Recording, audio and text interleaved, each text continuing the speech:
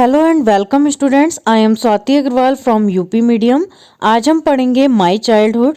My childhood लिया गया है विंग्स ऑफ फायर से। विंग्स ऑफ फायर एक बुक का नाम है जो कि लिखी गई है एपीजे अब्दुल कलाम द्वारा, जो कि एक ऑटोबायोग्राफी है। तो इसमें इनके जीवन की कुछ महत्वपूर्ण घटनाओं को आपके चैप्टर के रूप में यहाँ पर दिया गया है। इस वीडियो में मैंने पिक्चर्स और नोट्स के माध्यम से आपको इस चैप्टर को समझाने की कोशिश की है। और इस चैप्टर को स्टार्ट करने से पहले सबसे पहले हम ये जान लेते हैं कि एपीजे अब्दुल कलाम कौन हैं। एपीजे अब्दुल कलाम भारत के 11वें राष्ट्रपति रहे हैं।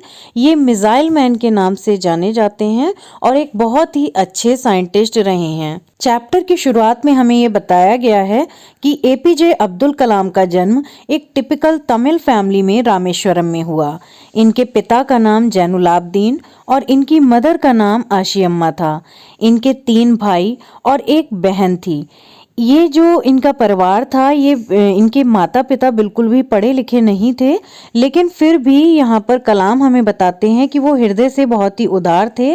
और उनकी उदारता का पता इस बात से लगता है कि कलाम हमें बताते हैं कि जब भी हम भोजन करते थे तो जितने लोग हमारी फैमिली में हुआ करते थे उनसे ज़्यादा लोग, उनकी संख्या तो मुझे याद नहीं, लेकिन उनसे ज़्यादा लोग हमारे साथ भोजन किया करते थे।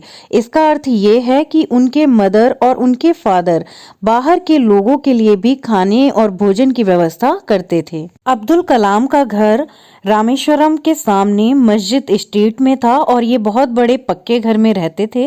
हालांकि इनके पिता एक मध्यम वर्गीय परिवार से आते थे और उनके पास बहुत अधिक धन नहीं था, लेकिन अनुशासन, दया, चिकित्सा कुछ ऐसी चीजें थीं जो इनको इनके पिता ने उपलब्ध कराई थीं। 1939 में द्वितीय विश्व युद्ध छिड़ गया और उस समय कलाम केवल 8 साल के थे।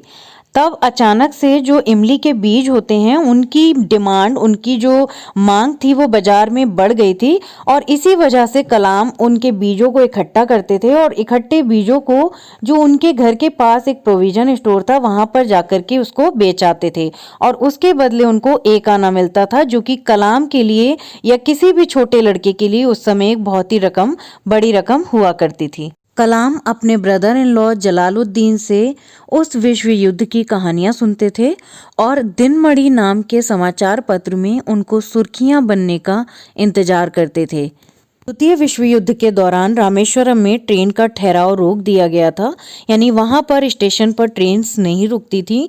लेकिन इनके जो चचेरे भाई थे शमशुद्दीन, वो न्यूज़पेपर्स बांटने का काम करते थे और उस समय पर ट्रेनें ना रुकने की वजह से ट्रेनों से उनके बंडलों को फेंक दिया जाता था। तो शमशुद्दीन ने कलाम से मदद मांगी उन बंडल को इकट्ठा करने के लिए, उनको ले आने के लिए। तो कलाम ने जब उनकी मदद की तो उसके बदले उनको उनकी पहली मजदूरी मिली, जिसे पाकर उनके मन में बड़ी ही गर्व की भावना आई। अपनी ऑटोबायोग्राफी में कलाम हमें ये बताते हैं कि उनके 3 मित्र उनके बहुत ही ज्यादा करीब थे, जिनमें पहले थे रमानाथ शास्त्री, अरविंदन और शिवा प्रकाश। रमानाथ शास्त्री आगे चलकर अपने पिता की तरह पुजारी का काम करने लगे। अरविंदन वहां पर आने वाले जितने भी जो यात्री थे उनके लिए परिवहन की व्यवस्था करते थे और शिवा प्रकाश दक्षिणी रेलवे में जो खाने की व्यवस्था होती है उसका काम देखने लगे। कलाम जब 5वीं कक्षा में पढ़ते थे तब उनके एलिमेंट्री स्कूल में एक नए शिक्षक आए। वो शिक्षक सोशल डिफरेंसेस को जानते थे और उस समय सोशल डिफरेंसेस बहुत ही ज़्यादा समाज में फैले हुए थे। तो उनको देखते हुए उन्होंने कलाम की टोपी देख करके तुरंत ये पहचान लिया कि ये एक मुस्लिम बच्चा है। और उनके बराबर में रमानाथ शास्त्री बैठे थे जो कि एक धागा पहने हुए थे, जिससे उन्हें ये अंदाजा हो गया कि ये एक ब्राह्मण परिवार का बच्चा है। तो ये देख करके उस शिक्षक ने कलाम को पीछे वाली बेंच पर जाने के लिए कहा और जब रमानाथ शास्त्री ने उनको अंतिम पंक्ति में बैठे देखा तो इस बात ने रमानाथ शास्त्री और कलाम को बहुत ही ज्यादा दुखी किया।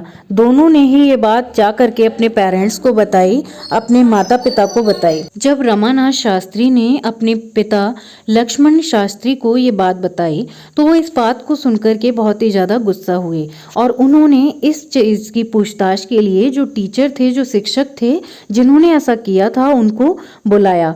तो वहाँ पर जब वो शिक्षक आए तो उन्होंने ये कहा कि तुमको ये बाल मन में इस तरह की बातों को नहीं भरना चाहिए, ना इस तरह का व्यवहार इन बच्चों के साथ करना चाहिए, और इस बात के लिए तुमको इन बच्चों से माफ़ी मांगनी पड़ेगी, और अगर तुम ऐसा नहीं करोगे तो इसके लिए तुमको स्कूल को छोड़ करके जाना पड़ेगा। तब उस शिक्षक ने अपनी गलती को माना, उसको पछतावा हुआ और उन्होंने इस बात के लिए माफ़ी भी मांगी, और साथ ही साथ उनका एक रिफॉर्मेशन हुआ। रिफॉर्मेशन यानी उन्होंने इस तरह के सोशल डिफरेंसेस को जो वो पहले सोचते थे उनको कंसिडर करना बंद कर दिया। कलाम का परिवार वार्षिक समारोह राम सीता कल्याणम समारोह के लिए एक स्पेशल प्लेटफॉर्म वाली नाव को तैयार करते थे, और उन नाव के माध्यम से जो भगवान की मूर्तियां थी वो एक जगह से लेकर दूसरी जगह तालाब में लेकर जाते थे, और वो तालाब उनके घर के पास था, और इस समारोह के लिए वो हर साल अपनी नाव को तैयार करते थे। इस चैप्टर में एक और घटना को बताया है जो उनके बचपन से जुड़ी हुई है। जो कलाम के टीचर थे, साइंस टीचर, उनका नाम था शिव सुब्रमण्यम अय्यर। वो कलाम को बहुत अधिक पसंद करते थे, और एक अवसर पर उन्होंने कलाम को भोजन के लिए अपने घर पर आमंत्रित किया। वो एक ब्राह्मण परिवार से थे और उनकी पत्नी बहुत ही रूढ़िवादी थी। जब उन्होंने ये सुना कि कलाम एक मुस्लिम फैमिली से आते हैं तो उन्होंने कलाम को भोजन परोसने से मना कर दिया। तब उनके विज्ञान के शिक्षक ने बिना कुछ कहे उनको भोजन भी परोसा और उनको अपने पास बैठ करके भोजन कराया। अगले हफ्ते भी दोबारा जब उनके साइंस टीचर ने उनको अपने घर भोजन के लिए बुलाया तो इस बार उनकी पत्नी ने खुद ही कलाम को भोजन परोसा। कलाम की माँ और उनकी दादी हमेशा उनको पैगंबर साहब और रामायण की कहानियां सुनाया करती थीं। सन 1945 में द्वितीय विश्व युद्ध खत्म हो चुका था, लेकिन भारत को स्वतंत्रता नहीं मिली थी। लेकिन गांधी जी के प्रयासों से देशवासी अपने निर्माण के प्रति आश्वासित थे, और यहाँ पर कलाम ने आगे की पढ़ाई के लिए रामनाथपुरम जाने की इच्छा अपने पिताजी से कही। उनके पिताजी ने अपनी इच्छा से उनको इस बात की अनुमति दी। हालांकि उनकी माँ ऐसा नहीं चाहती थी, लेकिन उन्होंने उनकी माँ को ये कह करके मनाया कि हमें अपने विचारों को अपने बच्चों के माध्यम से आगे नहीं बढ़ाना चाहिए, क्योंकि उनकी अपनी सोच है, अपने विचार हैं। और यहीं पर इस चैप्टर का एंड होता है। आई होप कि ये आपको समझ आया हो। इसके जो क्वेश्चन आंसर्स का वीडियो है वो मैं जल्दी ही अपलोड करूंगी। Thank you for watching. Click on the like button, keep commenting and keep subscribing.